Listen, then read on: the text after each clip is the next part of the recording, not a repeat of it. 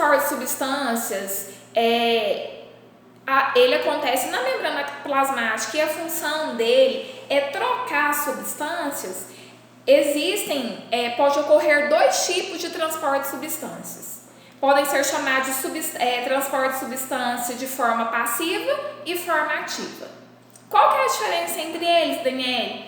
O transporte de substâncias de forma passiva, ele não tem gasto de energia, tá? Ele ocorre sem gasto de energia.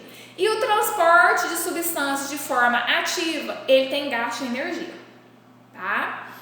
O transporte de substância passivo, que não tem gasto de energia, ele existe duas formas, que daqui a pouco eu vou falar. Mas eu vou ler um pouquinho do que está no livro de vocês, tá? No livro de vocês está falando assim, ó, o transporte de substância da membrana plasmática pode ocorrer de forma passiva, que é sem gasto de energia, ou ativa com gasto de energia. No transporte passivo não há consumo de energia, consumo de ATP, adenosina trifosfato, que eu já falei e nós iremos falar mais profundamente adiante, tá? O fluxo de partícula é espontâneo no sentido de igualar as concentrações do meio interno, meio intracelular e intersticial.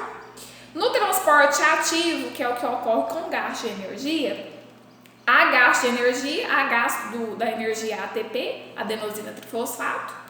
Nesses processos, observa-se o movimento de solutos contra o gradiente de concentração, ou seja, a solução menos concentrada para mais concentrada. Nós vamos falar aqui muito sobre soluto e solvente, igualar a concentração. Soluto é tudo aquilo que precisa ser dissolvido e solvente é o que dissolve. Então, exemplo de soluto: sal, açúcar, glicose, vitamina são chamados de soluto. Solvente, água. Solvente sempre será água. Então, a função do soluto e do solvente é igualar as concentrações, tá? Então, no livro de vocês, na página 98, tem um esquemazinho onde fala de transporte passivo, né? Que primeiro nós vamos estudar o transporte passivo, depois estudar o transporte ativo. O transporte passivo, como eu falei para vocês, existe ele de duas formas. Ele é sem gasto de energia, mas existe ele de duas formas. Existe ele por difusão simples e difusão facilitada. Então, aqui no livro de vocês, ele mostra um esquemazinho.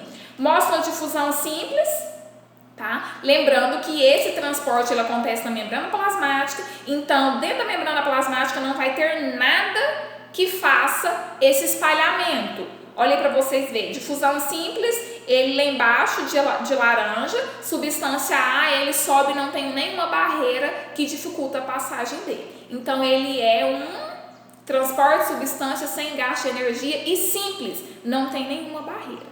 Porém, existe o quê? Também transporte de substância passiva, mas chamada de difusão facilitada. Não tem gasto de energia, mas existe um canal entre uma camada de lipídio e a outra camada de lipídio. Porque na membrana plasmática, nós estudamos lá atrás em mosaico fluido e a gente sabe que a membrana plasmática ela tem bicamada fosfolipídica. Então, entre uma camada e outra camada, existe uma estruturazinha, por mais que não tenha gasto de energia, para o quê? Para que haja esse transporte de substâncias, tá? Então, a partir de agora, nós iremos falar sobre o transporte de substâncias sem gasto de energia, que é o transporte de substância passivo, e existe de forma simples e de forma facilitada.